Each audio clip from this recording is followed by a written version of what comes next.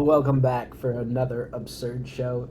It's a beautiful Friday afternoon, September 20th. How are you feeling today, Sardor? Feeling jacked, man. I am back. I always say that. Like I go back and forth, but I am feeling really well and super excited about what's happening or everything going on essentially, like both personal work and on all fronts. Yep, same here. Been one of those wild weeks, and I just told somebody an hour ago, growth isn't linear. People, places, things, apps, you name it.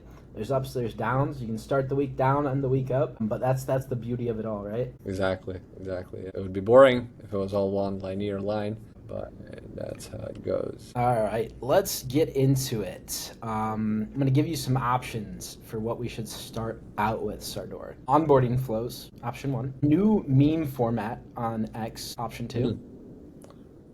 A little bit on voice AI, I option love three. those AI for sure, top choice. We got some OpenAI Oracle news, We need to talk about that. subscription plans and strategies, and Mm. then, of course, ChatGPT Pulse. Yeah, that we need to talk about for Yeah, sure. let's start right there. The most important Yeah. one of the day. All Yeah. right, let's bring this up. So this is a good tweet from our friend Sam Altman over at OpenAI. Today we are launching my favorite feature of GPT so far, called Pulse. It is initially available to pro subscribers. Works for you overnight. Keeps thinking about your interests, your connected data, your recent chats, and more. Every morning you get a custom generated set of stuff you might be interested in. Performs super well if you tell GPT what's more important to you. Example, you could mention, I'd like to visit Bora Bora someday. My kid is 6 months old and interested in development milestones. And in the future, you might get useful updates on those things important to you. Think of treating ChatGPT like a super competent personal assistant. Sometimes you ask for things you need in the moment, but if you share general preferences, it'll do a good job for you proactively. I think this is the biggest line here. This also points to what I believe the future of ChatGPT is, a shift from being all reactive to being significantly proactive and extremely personalized. Early look now, only available to pro subscribers, trying to get it to plus subscribers later on. Oh, the pro is the $200 a month Yeah, subscribers. yep. That's Ah, the only people that can access it right now. So the privilege. what's your breakdown here, Sardar? Initial thoughts? All right, few things. Okay, two major things. I'll put it this way. First, I think this is a move towards the hardware. Sorry, within the move towards the hardware, I think this is their first iteration of their OS, and I'll elaborate on that in a second. And second point I have is that this is their way of, like he said, making it proactive and truly creating a moat around ChatGPT where you'll want to connect more things to it. Like we know there's integrations now and whatnot, right? But all in all, again, ties back to the first point, which is this is their move towards turning ChatGPT into an OS. So now I'll elaborate. Earlier this year, in January of this year, I made a prediction that ChatGPT is going to release their OS, and and this was, mind you, I keep saying prior to their announcement that they're working on the hardware. I said these guys are going to release their OS and they're going to release their browser, which was confirmed earlier last month that they're working on a browser to compete with Comet and all the other browsers out there. Now, this Pulse thing is interesting because it is released before their browser. Before their, I thought browser around the corner, but they Yeah. released this, I guess, as an MVP of the browser, which the browser will be an MVP of their OS. Because if you think about it, we spend most of our time in our browsers when we open up our OS, which is why Chromebooks were successful because Chromebook is what? What is the OS behind Chromebook? It's a Chrome. It's a Google Chrome. Yep. So That's it. Chromebooks were a legitimate proof that a computer can run purely on a browser.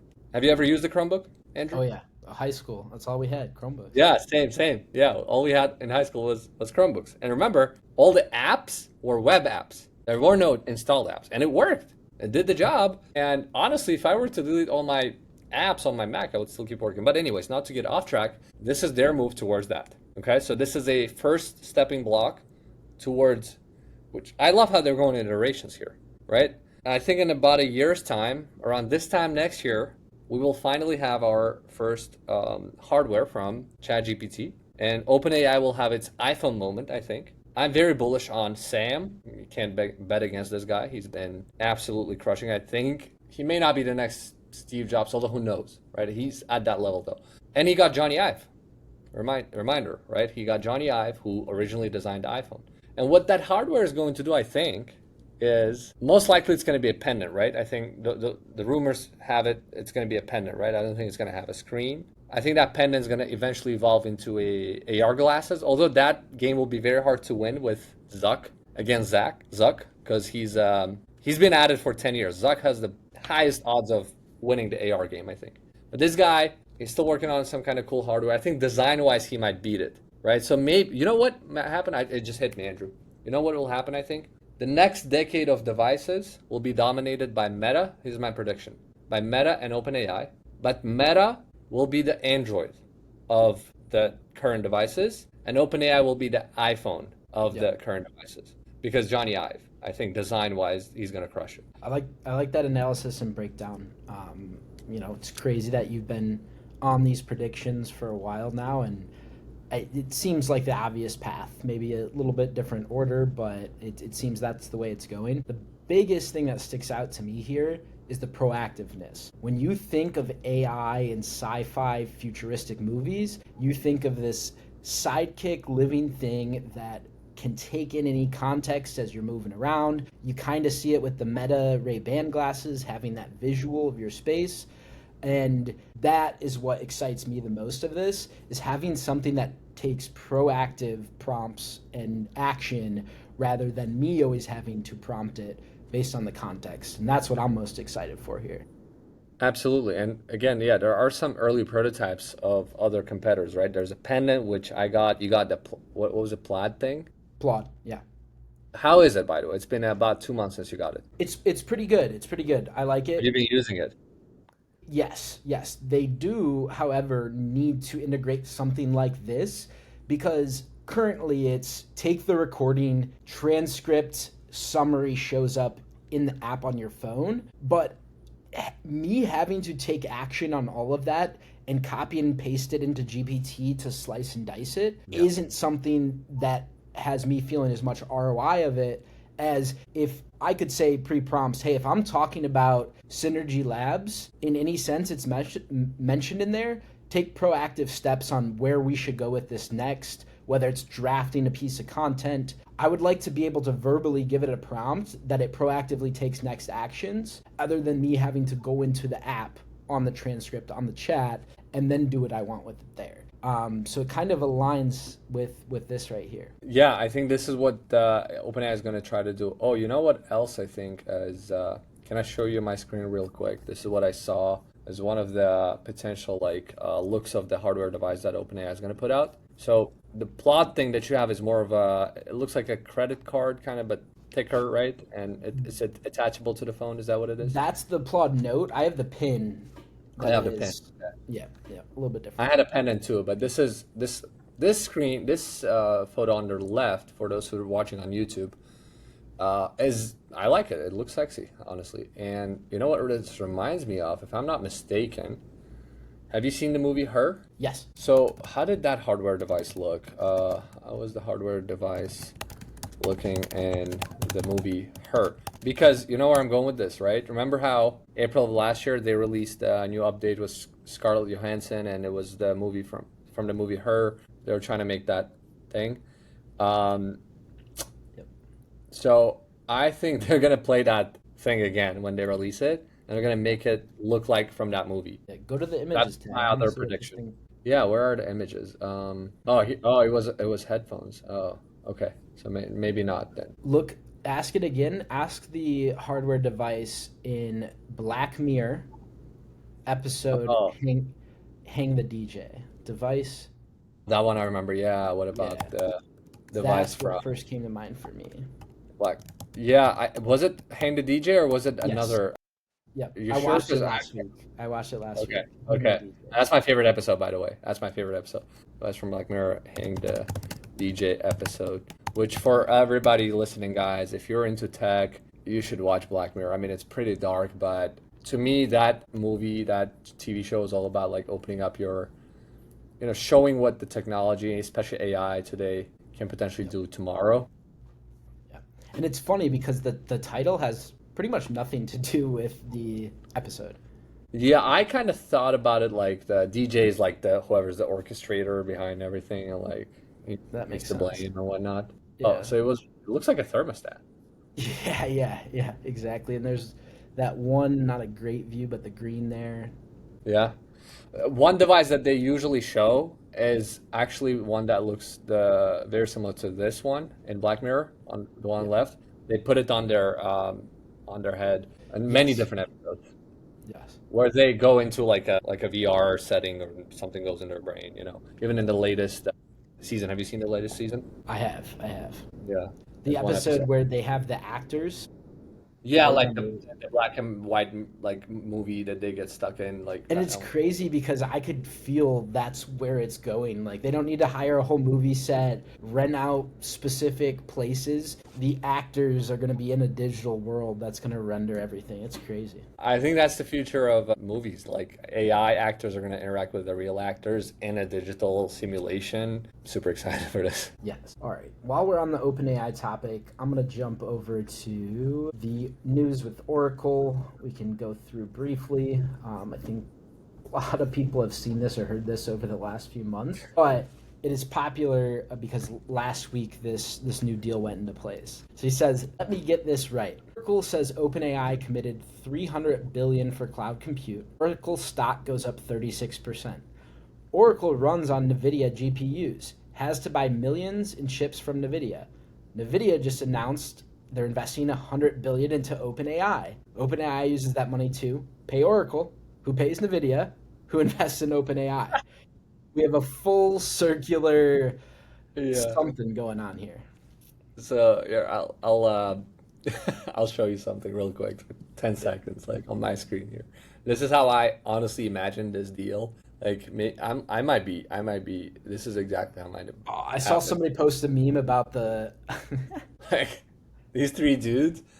For those who are listening, I have a picture generated ironically on ChatGPT on Sora of Sam Altman, Larry Ellison, and Jensen Huang sitting together and laughing because they're like and I want to turn this into a meme where he basically what you just described, right? Where Larry says, "All right, I'm gonna commit to spend 300 billion with Nvidia," and Nvidia goes like, "All right, I need to order blah, blah, blah. I'm gonna commit to investing 100 billion into ChatGPT, into OpenAI. Like their stock goes up, blah blah blah. Oh, and then they say, where do we get all this money from? And they're like, well, our stock is gonna go up, and we're gonna make up for it. So money from air, basically.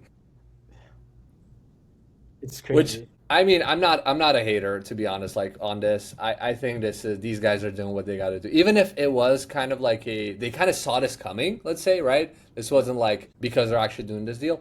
Even then, dude, like yeah, go for it. Like use your fucking leverage that you have with like use your momentum while you're at the top of the market and do what you got to do to make money. And like made me think about how when you're at that level, dude, how much higher these guys operate in, like what kind of world they operate in, where they can produce $100 billion in market value overnight. That's some fucking leverage. While we're sitting here and like debating whether we should put $1,000 on ads, Yeah. these guys are like in the hundreds of billions. Like, And here is the top reply. You ready for this? yeah, The human centipede. what's a centipede? Oh, you didn't hear about that? I don't know how No, many years back there was a movie called Human Centipede, and they like stitched the people together. It was like some crazy horror movie, but it oh went my god, viral. There's a South Park episode on it and all that. But yeah, wow. No, yeah, I guess it's a cultural joke. That's correct. I mean, yeah, yeah. I haven't watched I don't plan to watch the movie, but yeah. Yeah, I all right, love the meme culture. all right. Let's hop over to your favorite voice AI. Voice Go. AI is getting so good over the phone that it's basically becoming a permissionless API to the enterprise. Enterprises can restrict APIs, but they can't restrict incoming calls. OpenTable won't give you API access to make, modify, or cancel a reservation. A I voice see what you agent can just call and do it. The telephone may be amongst the most underrated developer platforms of 2025. Wow. Wow. Dude, I love this. I love this approach. So, first of all, I got to start with saying I checked the AI voice calling market last week and it's still, AIs are still, I checked some of the best like claimed AI models there. You can still tell they're AI, so we're not there yet. But let's not get off track. On his point, I love it because I just generally love this approach, you know me, of workarounds. Yeah, help me wrap my head around this because this was the one I was saying. It makes sense. It sounds good, Yeah. but I don't quite understand. Well, okay, you want me to explain this? So, Yeah. I mean, this is a perfect example, right? So, how many times people come to us, right? And they're like, I want to integrate this. I want to integrate this app. And there's no API. I mean, case in point, I'll tell you this story of we had a client, I think it was 4 years ago. She wanted to build an app that aggregates all of the beauty online stores like Sephora, Ulta Beauty, those. And like, they don't provide APIs. Okay. So what we did is we gotta admit we kind of semi-illegally gray zone. We scraped those websites and we built that bot that goes and scrapes those websites, right? And it worked. It was an aggregator. So you can always build, like, what's an API? API is just a direct, if you think about an API, the best way I try to explain what an API is to people that are not technical. It stands for application protocol interface, right? But essentially what it is like programming, sorry. I said what? Protocol? Application programming interface. So You anyways, said protocol. yeah, okay. So what it is like, think about it like a cable, right? Like I have my monitor connected to my laptop right now, and my laptop projects the information from my laptop through this cable to the monitor, right? Yep. So the cable is the API, right? I have a Type C, connection to HDMI, and bam, I'm connected to my monitor. So Two API is things that. are connected to each other. Exactly. Or That's visually. essentially what it is. It's like a wire, but it's virtual for two programs to talk to each other, right? So that's what it is. Now, sometimes there are no cables. Imagine a laptop that does not have cords. You cannot connect. What would you do if you wanted to connect your laptop to your monitor, but there's no cords, you don't have a way to physically do that? Well, Yes. one workaround I could do just comes to mind is like if my phone can connect to my monitor, I could be filming on my iPhone, my screen of my laptop, and still project my laptop somehow to the monitor, right? That's a workaround without an API. So I'm not connecting cables, but I found a workaround. I'm still getting the job done. So this is essentially, in this example, a phone can do a lot of things, right? You can request through the phone. Like, think about it. Why do we need APIs then? We need them for automations, right? Because having a human sitting down and, like, hypothetically in that previous example, if we couldn't do it through an automation, we could put an intern who would scrape it manually, right? The websites from Ulta Beauty. But with AI, it could be an AI doing that. So what it's trying to say is like, it's not just voice AI, it's all kinds of AI tools, especially AI agents, all kinds of AI agents, not through just the telephone, but through other means of browsing the web, browsing devices. They can replace APIs. I thought about the same thing earlier, and I think this is a great point. Yeah. No, and it Does that make immediately sense now, or still not clear? it makes sense in general, but applying it to how enterprises can restrict APIs, can you like make and they can't restrict incoming calls? Can you make that connection or Yeah, like nexus? for example, okay, let's say I'm trying to build an app that should pull data from OpenTable, right? Like about restaurant reservations. And OpenTable says, no, we don't have an API. All right, I build an AI bot. I guess what this guy's saying is like that every Ah, time I need to pull data, it calls a restaurant and gets that information. Are you guys available? Hey, do you have tables? Blah, blah, blah. And which I guess there's a delay though in between, right? So it wouldn't be like through OpenTable, it would be directly to the restaurant, calling directly to the restaurant. yes. No, I'm wrapping my head around it more. It's using AI and automation on your end to give the restaurant manual work, right? Because somebody on their end's got to answer the phone, Yeah. and the AI will change the reservation for you. I'm Yeah, yeah. So it's like a semi-manual, but through AI type of work. Yeah. And another thing on that chord example that you gave, I think we've seen a lot of these examples of people asking if, hey, we have this hardware device and we have this application, they should just be able to seamlessly connect. Well, with that cable metaphor you made, imagine when Thunderbolt first came out for Apple. Of course, Yeah, Apple made their own Thunderbolt to HDMI connections, but when something new comes out, a new type of connection on one end, or that cable for that isn't created yet, you're not going to be able to connect those until that's created, right? There's probably no, let me give an example, old school cable connection on the back of a TV to a VGA cord. That isn't possible. You can't connect those two types of input on each end of that equation. Therefore, if you don't have the API, you sometimes cannot connect that hardware to the application. I think with enough workaround, I think you could hypothetically connect anything to anything because,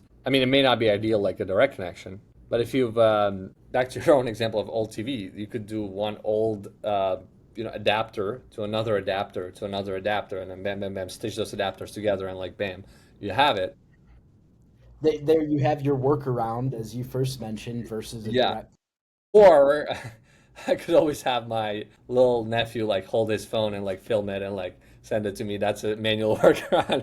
In Yeah, this case, my little nephew will be the AI, right? And they can do it. So, um, yeah, it's again like I think that's is N8N. I think N8N is that, right? Like they have a bunch of AI agents that can make different connections. They're like the new generation of Zapier, right? yeah, And I think the way it works is like it builds agents that can connect things that are not supposed to be connected. I like it. And a whole new form, as he said, most underrated. No one's really thinking about this besides this Yeah. guy. Yeah. All right, beautiful. Let's move on. I'm gonna save the meme for last, and let's hop over to subscriptions. Alex said, "Don't underestimate the weekly plan. I set mine at $9.99 a week, 40 a month. Honestly, I thought nobody would pick it. But surprise, it's been my top seller since day one. Some users even paid $320 over 8 months, while the annual plan is just $98. So 3 months of the year pays for it. People don't always choose the best deal. They choose what feels easiest right now. Test every pricing tier. The results might shock you." And he's got an example of weekly subscriptions Yeah.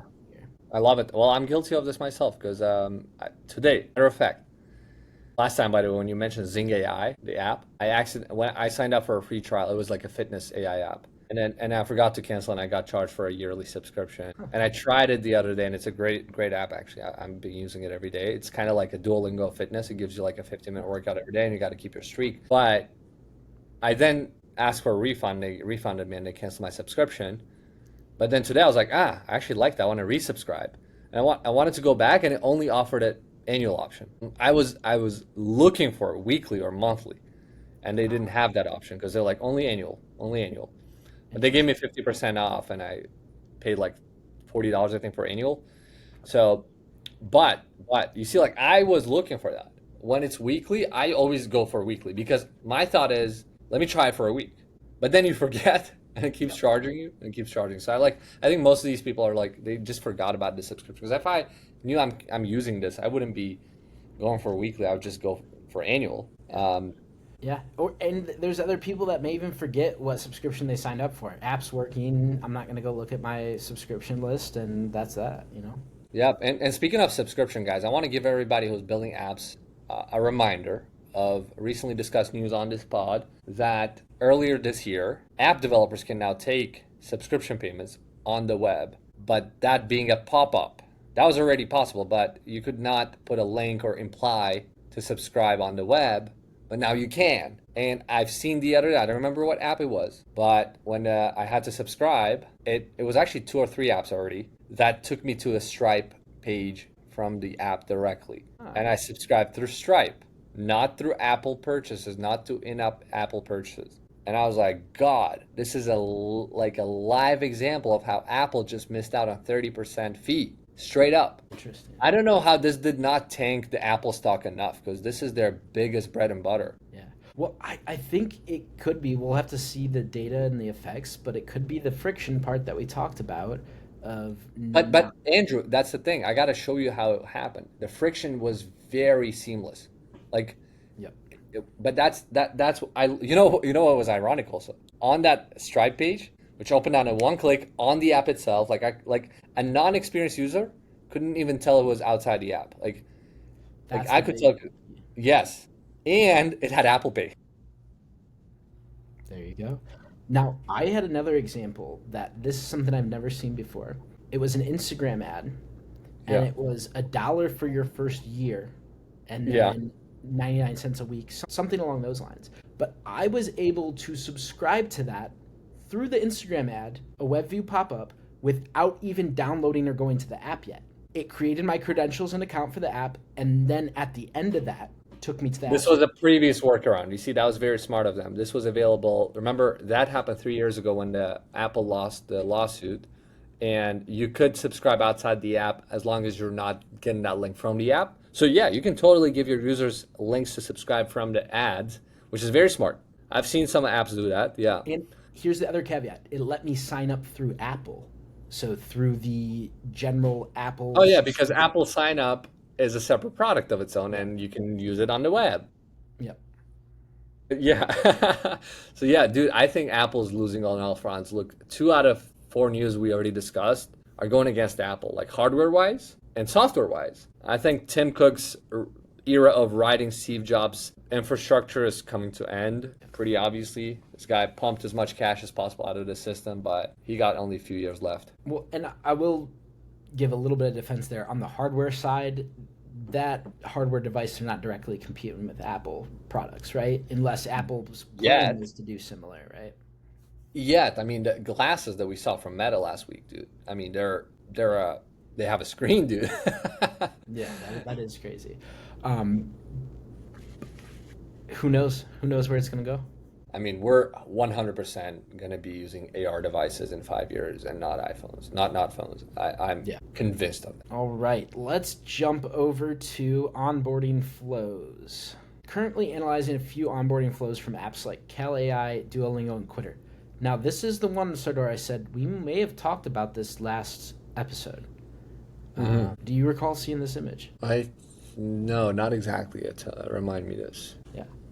Well, let's just give it another whirl if we already did do it. But one stands out by a mile. Life reset by so and so is out of this world. There is no way someone vibe coding could create something 10% as good as this. Of course. Every detail, like the background gradients or my name showing up on UI after using input, is chef's kiss. My goal is to make my onboarding for Hardy 20% as good as this and try to improve over the next few months. So, one of the initial signups is you put in your name and then your background screen, so to say, has that in it. I don't think that's a great example of why this onboarding is so good, but onboarding flows in general, Sartor, is one of my biggest pet peeves I know. improving, and it's similar to what we just talked about last. But any general thoughts on this? No, I am a sucker for great onboarding because onboarding, when it's done well, directly ties into revenue. Yep. And my first impression of the app, right?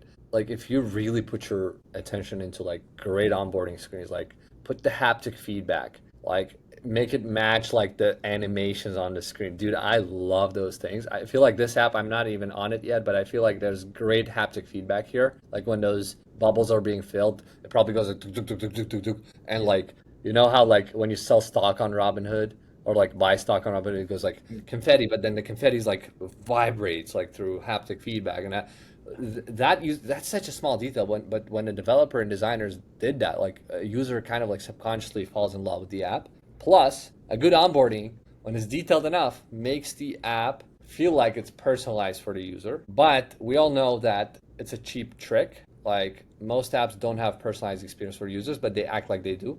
They do an onboarding just to get you to subscribe because studies show that the more questions you ask on the onboarding, to an extent, the higher the conversion. But I think we're gonna see now the next stage where it gets a little more competitive and like the onboarding is actually going to personalize your app experience. Like with Zing AI, for example, like it actually the onboarding was great. I had to do a workout and it did a very intense workout and it checked my endurance. During And the it's now onboarding. giving me workouts based off of that. Yeah. Interactive onboarding, I think, is next Yeah, level. dude, it made me sweat for 3 minutes on the onboarding. How's that? That's hilarious. All right, we're gonna roll over to our last one here for some fun. This is a fairly new meme format. Some call it shitpost. on Twitter. Here, I've seen it the last week or two. It gives a sarcastic roll through on certain companies. Be Adobe, 40-year-old PDF jockey.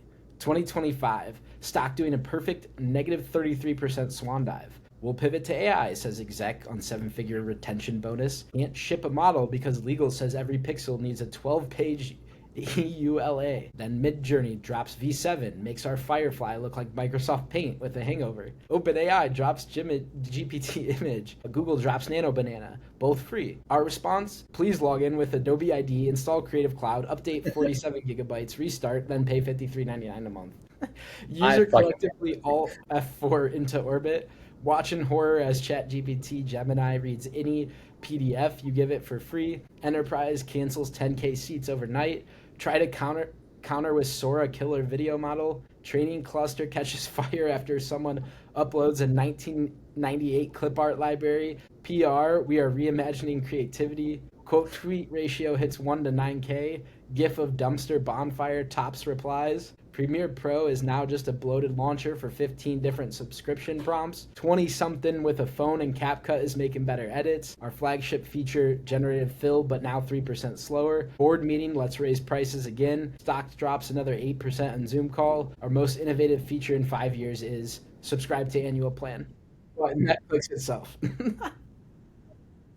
Oh my God. Yeah, I love this one. Dude, I mean, it's a meme, but it's very smart and it's case in point. Like, I swear, believe it or not, 30 minutes before we got on the spot, I was battling with the fucking Adobe PDF to sign one fucking doc, like, and it's just, I hate this company and I think they're cooked. I'm convinced these guys are cooked. Adobe is the next Yahoo. Yeah. Look at Yahoo this. sold, yeah, shit, a lot of views. Yeah. Because everybody hates Adobe. Everybody hates Adobe. Their Adobe PDF Acrobat is the worst product for signing, for opening PDFs. I mean, I would be curious on like learning how the fuck these guys made a monopoly on a PDF. Because like, didn't they invent PDFs and like made it a standard? I think they're responsible for it.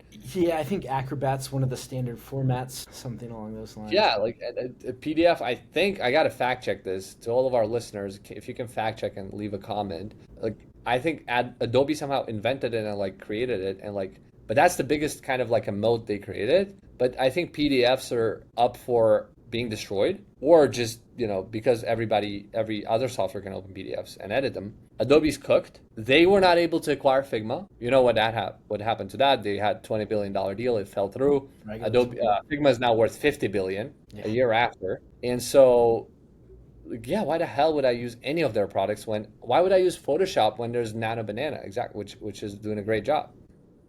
Which, by the way, I tested it. Not as good of a quality yet, but it's getting there. If you need to really get to fine detail, Illustrator for print graphics, that's the other thing, is a lot of companies that print T-shirts, X, Y, and Z. You need those vector files, which Adobe's the standard for that.